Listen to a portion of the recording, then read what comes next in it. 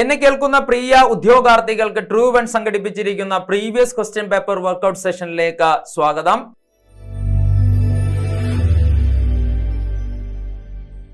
ഞാൻ വിഷ്ണുരാജ് കേരളപുരം.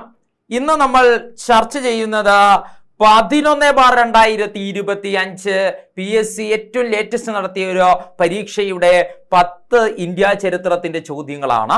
ഒന്നാമത്തെ ചോദ്യം നമ്മളായി കിട്ടിയിരിക്കുന്നത് ഒരു കൊട്ടേഷനാണ്, ഒരു വിദ്യാഭ്യാസ നിരീക്ഷകൻ നടത്തിയ കൊട്ടേഷനാണ്. കൊട്ടേഷൻ ഇതാണ്: എന്താണ്? ഇന്ത്യയുടെ ഭാവി നിർണ്ണയിക്കുന്നത് ഇന്ത്യയുടെ ക്ലാസ് മുറികളാണ് എന്ന് പറഞ്ഞത് ആര് എന്നുള്ളതാണ്.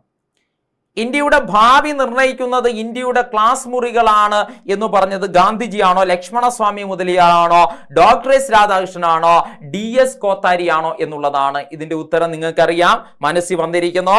ഇതിന്റെ ഉത്തരം എന്ന് പറയുന്നത് DS കോത്താരിയാണ്. വളരെ നല്ലൊരു ചോദ്യമാണ്. DS കോത്താരി എന്ന് പറയുന്നത് വിദ്യാഭ്യാസ കമ്മീഷനാണ്.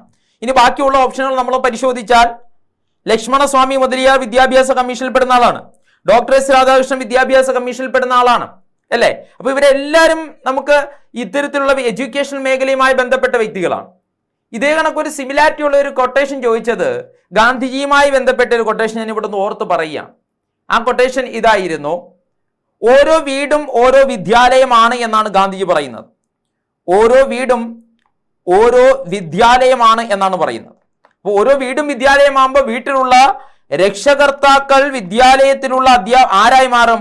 അധ്യാപകരായി മാറും. നല്ലൊരു ചോദ്യമാണ്. ഓരോ വീടും ഓരോ വിദ്യാലയമാണ്, രക്ഷകർത്താക്കൾ ആരാണ്? അധ്യാപകരും. ആരുടേതാണ് ഈ മികച്ച വാചകം എന്ന് ചോദിച്ചാൽ അത് ഗാന്ധിജിയുടേതാണ്. ഇപ്പോൾ നമ്മൾ ചർച്ച ചെയ്തത് ഇന്ത്യയുടെ ഭാവി നിർണ്ണയിക്കുന്നത് ഇന്ത്യയുടെ ക്ലാസ് മുറികളാണെന്ന് പറഞ്ഞത് ആര് എന്ന് ചോദിച്ചാൽ ആരാണ്? DS കോത്താരിയാണ്. വിദ്യാഭ്യാസ കമ്മീഷനാണ്. 1964 കാലഘട്ടത്തിൽ രൂപം കൊണ്ട കമ്മീഷനാണ് DS കോത്താരി കമ്മീഷൻ എന്നറിയപ്പെടുന്നത്.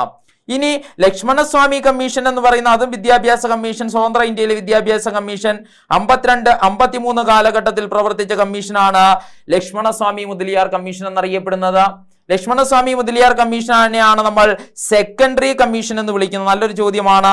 സെക്കൻഡറി വിദ്യാഭ്യാസ കമ്മീഷൻ എന്ന് വിളിക്കുന്ന കമ്മീഷൻ ഇത് ലക്ഷ്മണസ്വാമി മുതലിയാർ കമ്മീഷൻ.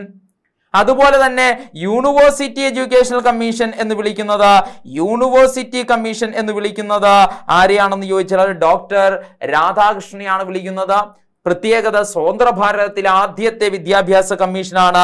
കാലഘട്ടം 48-49 ആണ്. അപ്പോൾ ഒരു ചോദ്യം ഓർക്കുക. പറഞ്ഞ ചോദ്യം എന്താണ്? ഇന്ത്യയുടെ ഭാവി നിർണ്ണയിക്കുന്നത് ഇന്ത്യയുടെ ക്ലാസ് മുറികളാണ് എന്ന് പറഞ്ഞത് DS കോത്താരി. അതൊരു വിദ്യാഭ്യാസ കമ്മീഷൻ. 1964-66 കാലഘട്ടത്തിൽ പ്രവർത്തിച്ച വിദ്യാഭ്യാസ കമ്മീഷനാണ് കോത്താരി കമ്മീഷൻ. എന്നാൽ സ്വതന്ത്ര ഭാരതത്തിലെ ആദ്യത്തെ വിദ്യാഭ്യാസ കമ്മീഷൻ ഇന്ത്യയുടെ ആദ്യത്തെ ഉപരാഷ്ട്രപതിയായിട്ടുള്ള ഡോക്ടർ എസ് രാധാകൃഷ്ണന്റെ കമ്മീഷൻ ആണ്. ഡോക്ടർ എസ് രാധാകൃഷ്ണ കമ്മീഷനെ യൂണിവേഴ്സിറ്റി കമ്മീഷൻ എന്ന് വിളിക്കുന്നു. 48-49 കാലഘട്ടത്തിലാണ് ഈ കമ്മീഷൻ എന്ത് ചെയ്യുന്നത്? പ്രവർത്തിക്കുന്നത്. ഇനി ലക്ഷ്മണസ്വാമി മുതലിയാർ കമ്മീഷനെയാണ് നമ്മൾ ഇന്ത്യയിലെ സെക്കൻഡറി കമ്മീഷൻ എന്ന വിശേഷണത്തിൽ വിളിക്കുന്നത്. 52-53 കാലഘട്ടത്തിൽ പ്രവർത്തിച്ച കമ്മീഷനാണ് ലക്ഷ്മണസ്വാമി മുതലിയാർ കമ്മീഷൻ. ഓരോ വീടും ഓരോ വിദ്യാലയമാണ്, രക്ഷകർത്താക്കൾ അധ്യാപകരും എന്നും പറഞ്ഞ വിദ്വാൻ ഈ കൂട്ടത്തിൽ ആരാണ്? മഹാത്മാഗാന്ധി എന്നറിയപ്പെടുന്ന വ്യക്തിയാണ്. ഓക്കെ ആണല്ലോ. രണ്ടാമത്തെ ചോദ്യത്തിലേക്ക് നമുക്ക് പോവാം. രണ്ടാമത്തെ ചോദ്യം എന്ന് പറയുന്നത് ലോക ചരിത്രത്തിൽ നിന്നുള്ള ഒരു ചോദ്യമാണ്. ചോദ്യം അതും ഒരു കൊട്ടേഷനാണ്. ഫ്രാൻസ് തുമ്മിയ യൂറോപ്പിനാകെ ജലദോഷം പിടിക്കും. ഇത് ആരുടെ അഭിപ്രായമാണ് താഴെ തന്നിരിക്കുന്നവയിലെന്ന്? നെപ്പോളിയൻ, മെറ്റേണിക്ക്, റൂസോ, വോൾട്ടയർ എന്നിങ്ങനെ 4 ഓപ്ഷനുകളാണ് തന്നിരിക്കുന്നത്. നല്ലൊരു മികച്ച ചോദ്യമാണ്. ഫ്രാൻസ് തുമ്മിയ യൂറോപ്പിനാകെ ജലദോഷം പിടിക്കും എന്ന പ്രസ്താവനയുമായി ബന്ധപ്പെട്ടിരിക്കുന്ന വ്യക്തി എന്നറിയപ്പെടുന്നത് മെറ്റേണിക് എന്നറിയപ്പെടുന്ന വ്യക്തിയാണ്. ഈ കൂട്ടത്തിൽ 4 പേരെ പരിശോധിച്ചാൽ ഏറ്റവും കൂടുതൽ PSCയുടെ പ്രീവിയസ് ക്വസ്റ്റ്യൻ പേപ്പറിൽ നമുക്ക് കാണാൻ കഴിയുന്ന കൊട്ടേഷൻ റൂസോയുടെ കൊട്ടേഷനാണ്. സമീപ പരീക്ഷകളിൽ ഒരുപാട് പരീക്ഷ ചോദിച്ചൊരു കൊട്ടേഷൻ ഉണ്ട്. എന്താണ്? മനുഷ്യൻ ജനിക്കുന്നത് സ്വതന്ത്രനായിട്ടാണ്, എന്നാൽ അവൻ എല്ലായിടങ്ങളിലും എന്താണ്? ചങ്ങലകളിലാണ്. ഇത് നല്ലൊരു ചോദ്യമാണ്. ഒരുപാട് പരീക്ഷയ്ക്ക് ചോദിച്ച ചോദ്യമാണ്. ഇത് ഷേക്സ്പിയറുടെ വാചകമല്ല, ഇത് റൂസോയുടെ വാചകമാണ്. റൂസോ ആണ് പറഞ്ഞത് മനുഷ്യൻ ജനിച്ചത് സ്വതന്ത്രനായിട്ടാണ്, എന്നാൽ അവൻ എല്ലായിടത്തും ചങ്ങലകളിലാണ് എന്ന് പറഞ്ഞ തത്വചിന്തകനാണ് ആരാ? റൂസോ. ഇവിടെ നെപ്പോളിയൻ തന്നിട്ടുണ്ട്. നെപ്പോളിയൻ എന്ന് പറഞ്ഞാൽ നെപ്പോളിയൻ ബോണപ്പാർട്ടാണ്. നെപ്പോളിയന്റെ വാചകം എന്ന് പറയുന്നത് നെപ്പോളിയന്റെ അതിപ്രസിദ്ധമായി ഒരുപാട് ചോദിച്ചിട്ടുള്ള ചോദ്യമാണ്, ഞാനാണ് വിപ്ലവം എന്ന് പറഞ്ഞത്. ഞാനാണ് രാഷ്ട്രമല്ല, എൻ്റെ ഉത്തരം വേറെയാണ്. ഞാനാണ് വിപ്ലവം എന്ന് പറഞ്ഞ ഭരണാധികാരി ആര് എന്ന് ചോദിച്ചാൽ അത് നെപ്പോളിയൻ ബോണപ്പാർട്ട് എന്നറിയപ്പെടുന്ന ഭരണാധികാരിയാണ്.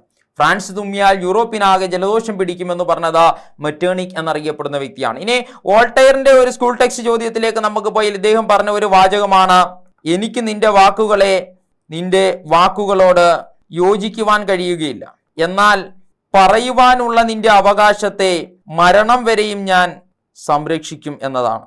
നല്ലൊരു ചോദ്യമാണ്. എനിക്ക് നിന്റെ വാക്കുകളോട് യോജിക്കുവാൻ കഴിയില്ല, പക്ഷേ പറയുവാനുള്ള നിന്റെ അവകാശത്തെ ഞാൻ അംഗീകരിക്കുന്നു, മരണം വരെയും ഞാൻ സംരക്ഷിക്കും എന്ന് പറഞ്ഞ തത്വചിന്തകൻ. ഇത് ആരുടെ കോട്ടാണ്, ആരുടെ വാചകമാണ് എന്ന് ചോദിച്ചാൽ അത് വോൾട്ടയറുടെ വാചകമാണ്. അപ്പൊ 4 വാചകങ്ങൾ നമ്മൾ ഈ കൂട്ടത്തിൽ അങ്ങ് പഠിക്കുകയാണ്. ലോക ചരിത്രത്തിൽ നിന്നുള്ള ഒരു ചോദ്യമാണ്. നെപ്പോളിയൻ ബോണപ്പാർട്ട് എന്നറിയപ്പെടുന്ന ഭരണാധികാരി, ചക്രവർത്തിയായിരുന്ന വ്യക്തിയാണ് പറഞ്ഞത് ഞാനാണ് വിപ്ലവം എന്ന് പറഞ്ഞത്. റൂസോ പറഞ്ഞത് മനുഷ്യൻ ജനിച്ചത് സ്വതന്ത്രനായിട്ടാണ്, അവൻ എല്ലായിടത്തും ചങ്ങലകളിലാണെന്നാണ് പറഞ്ഞത്.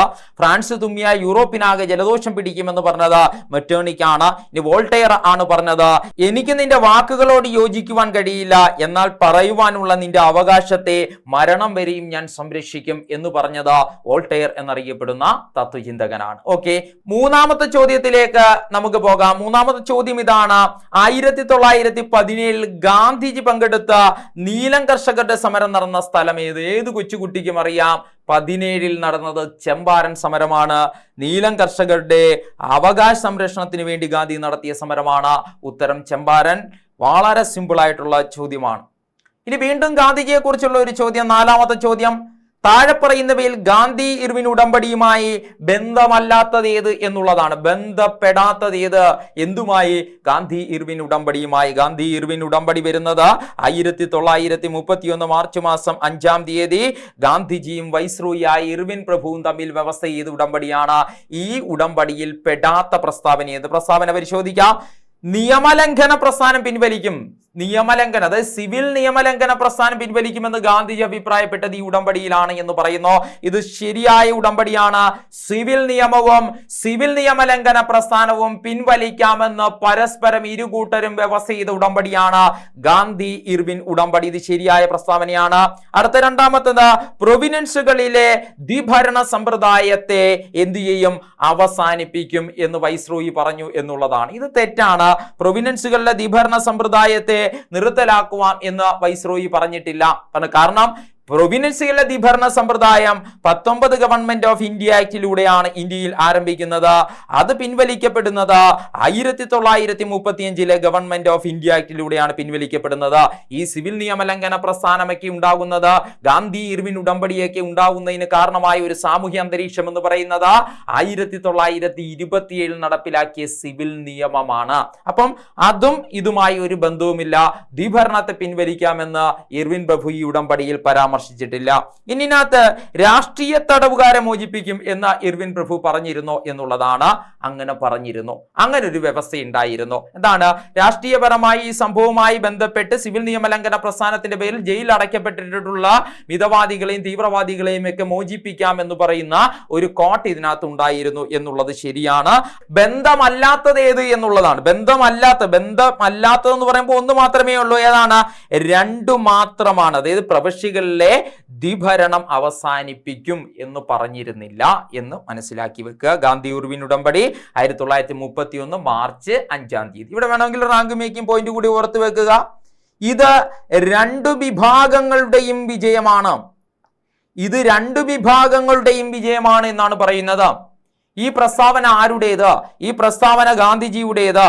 ഇത് ഈ വാചകം താഴെ തന്നിരിക്കുന്ന ഏത് ചരിത്ര സംഭവവുമായി ബന്ധപ്പെട്ടിരിക്കുന്നു എന്നാണ് ചോദ്യമെങ്കിൽ ഉത്തരം ഗാന്ധി ഇർവിൻ പാക്ട് ആണ്.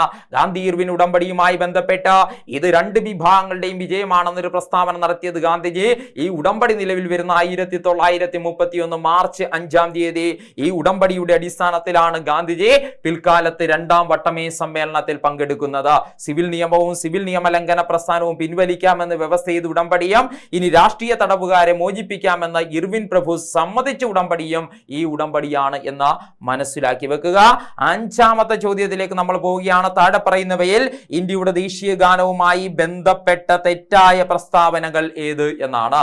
തെറ്റായ പ്രസ്താവന. ദേശീയഗാനം എന്ന് പറയുമ്പോൾ ആദ്യം മനസ്സിലാക്കേണ്ടത് ജനഗണമന ബംഗാളി ഭാഷയിൽ രവീന്ദ്രനാഥ് ടാഗോർ എഴുതിയതാണ്. പക്ഷെ ഇതിനകത്തൊരു കുഴപ്പമുണ്ട്. സമീപകാലത്ത് ഒരു ചോദ്യം ചോദിച്ച ഇന്ത്യയുടെ ദേശീയഗാനം ഭരണഘടന അംഗീകരിച്ച ഭാഷ ഏത് എന്ന് ചോദിച്ചപ്പോൾ ഉത്തരം എന്തുവാ? ഹിന്ദിയാണ്. ഇന്ത്യയുടെ ദേശീയഗാനത്തെ ഭരണഘടന അംഗീകരിച്ച ഭാഷ ഹിന്ദിയും എഴുതപ്പെട്ട ഭാഷ ബംഗാളിയും രചയിതാവ് രവീന്ദ്രനാഥ് ടാഗോറുമാണ്. നമുക്കിനി നോക്കാം. ബന്ധപ്പെടാത്ത അല്ലെങ്കിൽ ബന്ധപ്പെട്ട ഗാനവുമായി ബന്ധപ്പെട്ട തെറ്റായ പ്രസ്താവനയാണ്. നോക്കാം. ദേശീയഗാനമായ ജനഗണമന ആലപിക്കുവാൻ വേണ്ടുന്ന സമയം 51 സെക്കൻഡാണ്. ഏത് കുഞ്ഞു മക്കൾക്കും അറിയാം ഇത് തെറ്റല്ലേ സാറേ എന്ന് പറയും. എത്രയാണ്? 51 സെക്കൻഡ് അല്ല, നമുക്ക് വേണ്ടത് 55 സെക്കൻഡ് സമയമാണ് വേണ്ടത്. അപ്പൊ ഇത് തെറ്റായ പ്രസ്താവനയാണ്. ഇന്ത്യൻ നാഷണൽ കോൺഗ്രസിന്റെ 1911 കൽക്കത്ത സമ്മേളനത്തിൽ ജനഗണമന ആലപിച്ചത് മാലിനി ചൗധരിയാണ്. ഇവരേക്ക് എവിടുന്ന് കൊണ്ടുവരുന്നോ എന്തോ. അപ്പൊ ഇതിനകത്ത് വരുന്ന കുഴപ്പം എന്താണെന്നറിയോ? ഇതിന്റെ ക്വസ്റ്റ്യൻ ആദ്യം വായിക്കുമ്പോൾ കുട്ടികൾ പറയും ഓക്കെ ആണ് എന്ന് പറയും. കാരണം എന്താ? 1911 കൽക്കത്ത സമ്മേളനത്തിലാണ് ജനഗണമന ആലപിച്ചത്. ആ പ്രസ്താവന ശരിയാണ്. പക്ഷേ അത് ആലപിച്ചത് മാലിനി ചൗധരി എന്ന പെണ്ണുപിള്ളയൊന്നും അല്ല. ഇത് ആലപിച്ചത് സരളാദേവി ചൗധരി എന്നറിയപ്പെടുന്ന വനിതയാണ്. അപ്പൊ അവിടെ ഒരു ചോദ്യം കൂടി നമുക്ക് കിട്ടി. ജനഗണമന ആദ്യമായി പൊതുവേദിയിൽ ആലപിച്ച വനിതയാരാ? സരളാദേവി ചൗധരി. ആലപിക്കപ്പെട്ട നഗരം കൽക്കത്ത, വർഷം 1911. അപ്പൊ ഇതും എന്താണ്? തെറ്റായ പ്രസ്താവനയാണ്. ഇനി അടുത്ത ആവശ്യമില്ലാത്ത എന്താണ്ടൊക്കെ എഴുതി വെച്ചിരിക്കുക. നൊബേൽ സമ്മാന ജേതാവായ ബംഗാളി കവി ബങ്കിം ചന്ദ്ര ചാറ്റർജിയുടെ കവിതകളുടെ വരിയാണ് ദേശീയഗാനത്തിൽ ഉൾക്കൊള്ളിച്ചിരിക്കുന്നത് എന്നൊക്കെയാണ് പറഞ്ഞിരിക്കുന്നത്. ഇത് കേട്ടാലേ നമുക്കറിയാം ഇത് തെറ്റായ പ്രസ്താവനയാണ്. കാരണം ജനഗണമന എഴുതിയത് ബങ്കിം ചന്ദ്ര ചാറ്റർജി അല്ല, രവീന്ദ്രനാഥ് ടാഗോർ ആണ്. ഇത് നമ്മളെ കൂട്ടിക്കൊണ്ടുപോകുന്നത് ഒരുപക്ഷെ എന്തിലേക്കാണ്? വന്ദേമാതരത്തില് ആണെങ്കിൽ ഒരുപക്ഷെ ശരിയായിരുന്നു. വന്ദേമാതരം എഴുതിയത് ബങ്കിം ചന്ദ്ര ചാറ്റർജി. അത് പിൽക്കാലത്ത് പരാമർശിച്ചിരുന്ന നോവലാണ് ഏതെന്നറിയപ്പെടുന്നത്? ആനന്ദമഠം എന്നറിയപ്പെടുന്ന നോവൽ. അപ്പൊ ഇതുമായിട്ട് അതിനൊന്നും ബന്ധമില്ല. ഈ തന്നിരിക്കുന്ന 3 പ്രസ്താവനകളും തെറ്റാണ് എന്നുള്ളതാണ്. അപ്പൊ തെറ്റായ പ്രസ്താവനകൾ ഏത്? അപ്പൊ ഇവയെല്ലാം എന്ന ഡി ഓപ്ഷൻ നമുക്ക് കറുപ്പിക്കാം. അപ്പൊ ഇന്ത്യയുടെ ദേശീയ ഗാനവും ഗീതവും തെറ്റിപ്പോവരുത്. ദേശീയ ഗാനമാണ് ചോദിച്ചത്. ടാഗോർ ആണ് രചയിതാവ്. ഭാഷ ബംഗാളി, ഭരണഘടന അംഗീകരിക്കുന്നത് ഹിന്ദി ഭാഷയിലാണ് അംഗീകരിക്കുന്നത്. 55 സെക്കൻഡ് സമയമാണ് നമുക്ക് ഇത് ആലപിക്കാൻ ആവശ്യമായിട്ട് ഉള്ളത്. ഇനി ഇത് ചിട്ടപ്പെടുത്തിയിരിക്കുന്ന രാഗം എന്ന് പറയുന്നത് ശങ്കരാഭരണത്തിലാണ് ഇത് ചിട്ടപ്പെടുത്തിയിരിക്കുന്നത്. ആദ്യമായി ആലപിച്ചത് സരളാദേവി ചൗധരി എന്നറിയപ്പെടുന്ന വനിത കൽക്കത്തയിൽ കൂടിയ കോൺഗ്രസ് സമ്മേളനത്തിൽ 1911 ആലപിക്കപ്പെടുന്നത്. ഓക്കെ, 6ാമത്തെ ചോദ്യത്തിലേക്ക് നമുക്ക് പോവാം. ഇന്ത്യയിൽ ഭാഷാടിസ്ഥാനത്തിൽ സംസ്ഥാനങ്ങൾ രൂപീകരിക്കാനായി നിയോഗിക്കപ്പെട്ട സംസ്ഥാന പുനഃസംഘടനാ കമ്മീഷൻ അധ്യക്ഷൻ ആരായിരുന്നു എന്നുള്ളതാണ്. ഭാഷാടിസ്ഥാനത്തിലാണ് സംസ്ഥാനങ്ങൾ രൂപം കൊണ്ടിരിക്കുന്നത് എന്ന് ആദ്യം മനസ്സിലാക്കുക. അപ്പൊ ആദ്യം രൂപം കൊണ്ട സംസ്ഥാനങ്ങളുടെ എണ്ണം ഒന്ന് ഓർത്ത് വെച്ചാൽ 14. രൂപം കൊണ്ട കേന്ദ്രഭരണ പ്രദേശങ്ങൾ 6. ഇത് മനസ്സിൽ വെച്ചേരെ. നിലവിൽ സംസ്ഥാനങ്ങൾ 28, കേന്ദ്രഭരണ പ്രദേശം 8. അവിടെ നിൽക്കട്ടെ. നിലവിൽ സംസ്ഥാനങ്ങൾ, കേന്ദ്രഭരണ പ്രദേശങ്ങൾ, ഇന്ത്യൻ ഭൂപ്രദേശങ്ങൾ രൂപം കൊണ്ടിരിക്കുന്നത് ലിംഗ്വിസ്റ്റിക് ബേസിലാണ്, ഭാഷയുടെ അടിസ്ഥാനത്തിലാണ്. ഓക്കെ, അങ്ങനെയാണെങ്കിൽ അങ്ങനെ ശുപാർശ ചെയ്ത ഔദ്യോഗിക കമ്മീഷൻ ഏത് എന്നുള്ളത് പറഞ്ഞാൽ നമുക്കറിയാം അത് ഫസൽ അലി കമ്മീഷനാണ്. ഇതിന്റെ ഉത്തരം ബി ആണ്.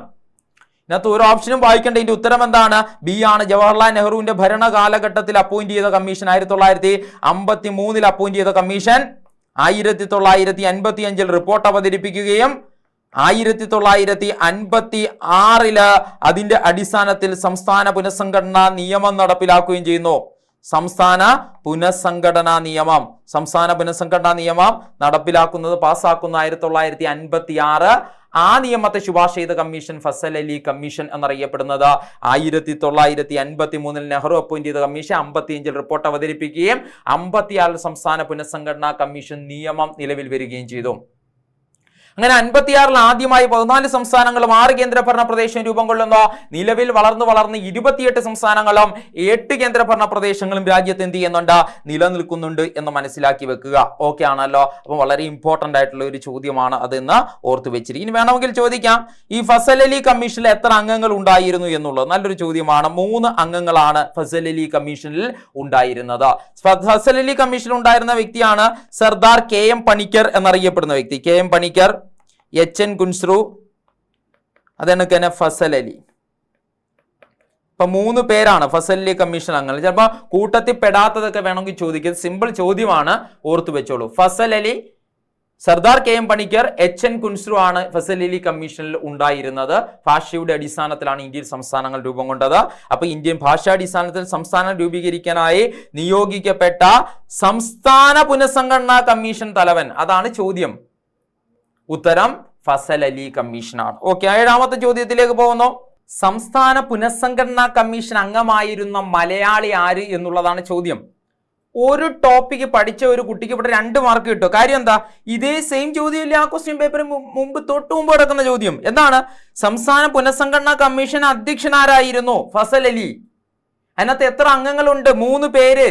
Fasal Ali, Sardar KM Panicker, HN Kunzru.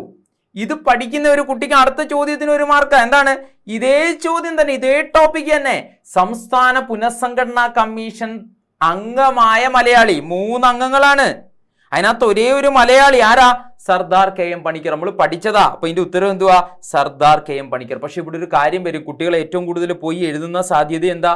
VP Menon എന്നായിരിക്കും. കാരണം എന്താ, എവിടെ ഒരു കമ്മീഷന്റെ മലയാളിയെ പറഞ്ഞാലും നമ്മൾ എഴുതുന്ന VP മേനോനാ. VP മേനോൻ എന്ന് പറയുന്നത് സംസ്ഥാന പുനഃസംഘടനാ കമ്മീഷൻ അംഗമായ മലയാളിയല്ല, നാട്ടുരാജ്യങ്ങളുടെ സംയോജനത്തിന് പിന്നിൽ പ്രവർത്തിക്കുവാൻ വേണ്ടി രൂപം കൊണ്ട സ്റ്റേറ്റ് കൗൺസിൽ തലവനായ മലയാളിയാണ് ആര്? VP മേനോൻ. VP മേനോൻ സർദാർ വല്ലഭായ് പട്ടേലൊക്കെയാണ് നാട്ടുരാജ്യങ്ങളുടെ സംയോജനത്തിന് വേണ്ടി പ്രവർത്തിച്ച വ്യക്തി. അതിനകത്ത് മലയാളി VP മേനോൻ ആയിരുന്നു. അപ്പൊ ഇതല്ല ഉത്തരം, ഇത് കുഞ്ഞുങ്ങൾ എഴുതി തെറ്റിച്ചതാണ്.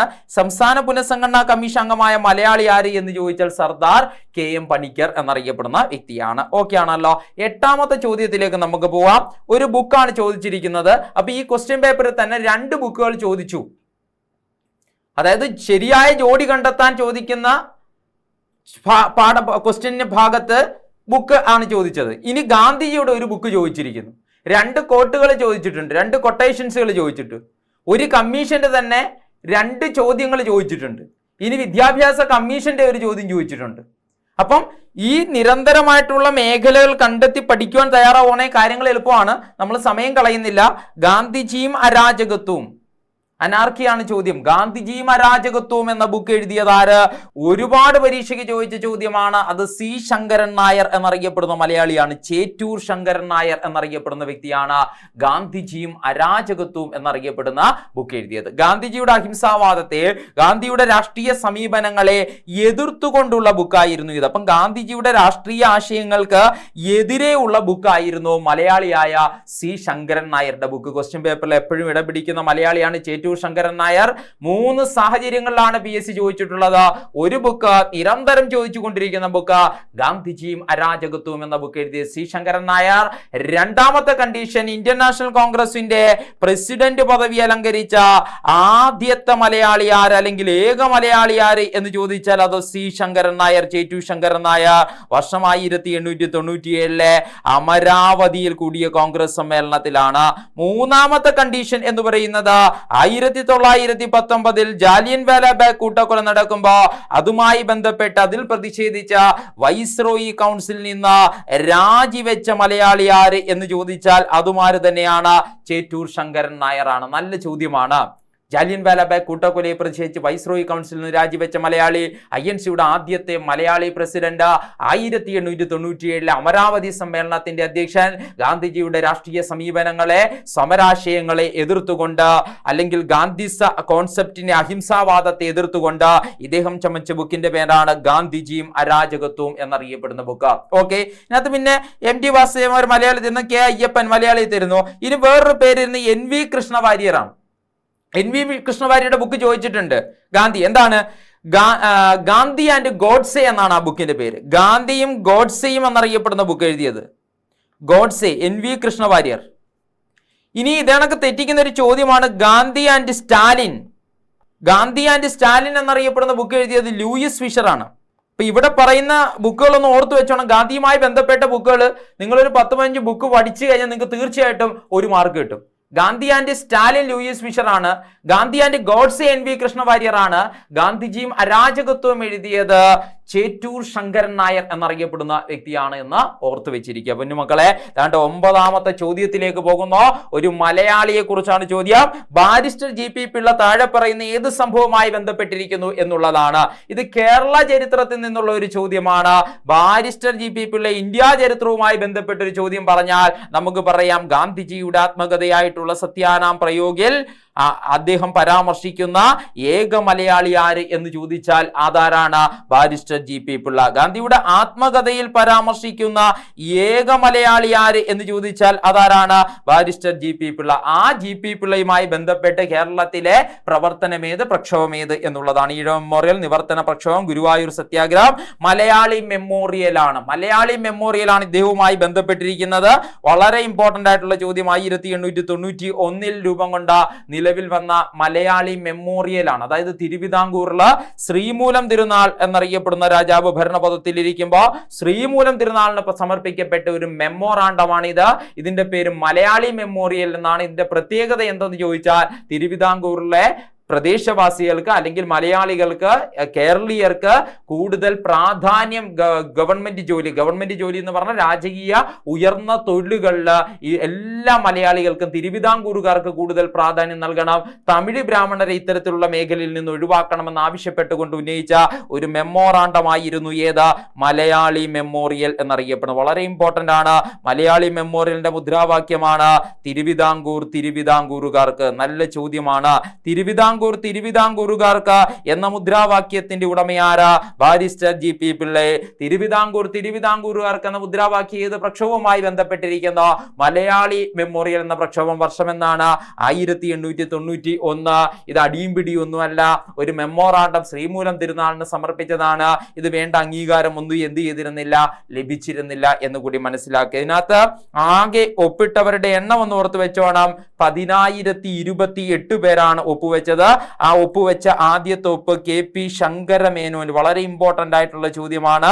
KP ശങ്കരമേനോൻ ഒന്നാമത്, രണ്ടാമത് GP പിള്ളை എന്നറിയപ്പെടുന്ന വ്യക്തി, മൂന്നാമത് ഡോക്ടർ പൽപ്പു ആണ് അതിനകത്ത് ഒപ്പുവെക്കുന്നത്. ഇതൊക്കെ എപ്പോഴും ചോദിക്കുന്ന നല്ല ഒരു മാർക്ക് കിട്ടുന്ന ചോദ്യമാണ്. അപ്പം ബാരിസ്റ്റർ GP പിള്ളை കേരളത്തിലെ പ്രക്ഷോഭങ്ങളുമായി ബന്ധപ്പെട്ട് മലയാളി മെമ്മോറിയലിന്റെ ശില്പിയാണ് എന്ന് പറഞ്ഞ് തെറ്റരുത്. മലയാളി മെമ്മോറിയൽ എഴുതി തയ്യാറാക്കിയത് ആര് എന്ന് ചോദിച്ചാൽ ഒരിക്കലും ബാരിസ്റ്റർ GP പിള്ളയല്ല, അത് CV രാമൻ പിള്ളയാണ്. CV രാമൻ പിള്ളയാണ് മലയാളി മെമ്മോറിയൽ തയ്യാറാക്കിയത്. മലയാളി മെമ്മോറിയൽ തയ്യാറാക്കിയത് CV രാമൻ പിള്ള. മലയാളി മെമ്മോറിയലിൽ നിന്ന് ആശയത്തിന്റെ ഉടമ, അതിന് നേതൃത്വം നൽകിയത് ബാരിസ്റ്റർ GP പിള്ളை. ആദ്യത്തെ ഒപ്പ് വെച്ചത് എന്നറിയപ്പെടുന്നത് ശങ്കരമേനോൻ, രണ്ടാമത്തെ ഒപ്പ് GP പിള്ളை, മൂന്നാമത്തെ ഒപ്പ് ഡോക്ടർ പൽപ്പു. 1028 പേരുടെ ഒപ്പ് ശേഖരിച്ചു. 1891 ഈ മെമ്മോറാണ്ടം ശ്രീമൂലം തിരുനാളിന് സമർപ്പിക്കുന്നത്. ഇതിന്റെ മുദ്രാവാക്യം തിരുവിതാംകൂറുകാർക്ക്. അതിനകത്ത് തന്നെയുണ്ട് തിരുവിതാംകൂറുകാർക്ക് രാജകീയ ഉയർന്ന പദവികളിൽ ജോലി നൽകണം എന്നുള്ള അഭ്യർത്ഥനയാണ് മലയാളി മെമ്മോറിയൽ എന്നറിയപ്പെടുന്നത്. ഗാന്ധിയുമായി ബന്ധപ്പെട്ട കാര്യം, ഗാന്ധിയുടെ ആത്മകഥയിൽ പരാമർശിക്കുന്ന ഏക മലയാളിയാണ് GP പിള്ളை. അതേ കണക്ക് തന്നെ കോൺഗ്രസുമായി ബന്ധപ്പെട്ട് ഇന്ത്യൻ നാഷണൽ കോൺഗ്രസിന്റെ സമ്മേളനത്തിൽ പങ്കെടുത്ത ആദ്യത്തെ മലയാളിയായിരുന്നു ബാരിസ്റ്റർ GP പിള്ളை. ഈ പറഞ്ഞ എല്ലാം പ്രീവിയസ് ചോദ്യമാണ്. ഓക്കെ ആണല്ലോ? ഓക്കെ, ലാസ്റ്റ് ചോദ്യത്തിലേക്ക് പോകുന്നു. നമുക്ക് സമയമില്ല, പരിമിതമായ സമയമുള്ളൂ. ബനാറസ് സംസ്കൃത കോളേജിന്റെ സ്ഥാപകൻ, അതിനകത്തൊന്നും ആലോചിക്കുകയില്ല. ഏതാണ്? ജനാർദ്ദനൻ ഡങ്കനാണ് ബനാറസ് സംസ്കൃത കോളേജ് സ്ഥാപിക്കുന്നത്. അതിനകത്ത് വേറെ ഒന്നും ആലോചിക്കുകയില്ല. പിന്നെ പേര് ദയാനന്ദ സരസ്വതി. വേണമെങ്കിൽ പ്രസ്ഥാനം ഓർത്ത് ആര്യ സമാജം അദ്ദേഹത്തിൻ്റെതാണ്. ദേവേന്ദ്രനാഥ ടാഗോർ തത്വബോധിനി സമാജം എന്നറിയപ്പെടുന്ന പ്രസ്ഥാനം സ്ഥാപിച്ചത് ഇദ്ദേഹമാണ്. ഇനി വില്യം ജോൺസ് എന്നറിയപ്പെടുന്ന ഏഷ്യാറ്റിക് സൊസൈറ്റി ഓഫ് ബംഗാൾ, അതിൻ്റെ പ്രവർത്തകനായിരുന്നു. സൊസൈറ്റി ഓഫ് ബംഗാളിൻ്റെ ഡയറക്ടറായിട്ടിരുന്ന, അതിൻ്റെ സ്ഥാപകനായിട്ടൊക്കെ പരിഗണിക്കുന്ന ബ്രിട്ടീഷ് ഇംഗ്ലീഷ് വ്യക്തിയായിരുന്നു ആര്? വില്യം ജോൺസ് എന്നറിയപ്പെടുന്ന വ്യക്തി. അപ്പോൾ ഇത് ഓർത്ത് വെക്കുക. ബനാറസ് സംസ്കൃത കോളേജ് ജനാർദ്ദനൻ ഡങ്കനും, ആര്യ സമാജം ദയാനന്ദ സരസ്വതിയും, ദേവേന്ദ്രനാഥ ടാഗോറിന്റെ പ്രസ്ഥാനം തത്വബോധിനി സമാജവും, ഏഷ്യാറ്റിക് സൊസൈറ്റി സ്ഥാപിക്കുന്നത് വില്യം ജോൺസുമാണ് എന്ന് ഓർത്തു വെച്ചിരിക്കുക. നമ്മളിപ്പോൾ ചർച്ച ചെയ്തുകൊണ്ട് ഇരുന്നത് ഈ ഏറ്റവും സമീപ കാലഘട്ടത്തിൽ PSC ചോദിച്ച 11/2025 എന്ന ചോദ്യ പേപ്പറിലെ ഒരു 10 ഇന്ത്യ ചരിത്ര ഭാഗത്ത് ഉൾപ്പെടുന്ന ചോദ്യങ്ങളാണ് നമ്മൾ ചർച്ച ചെയ്തത്.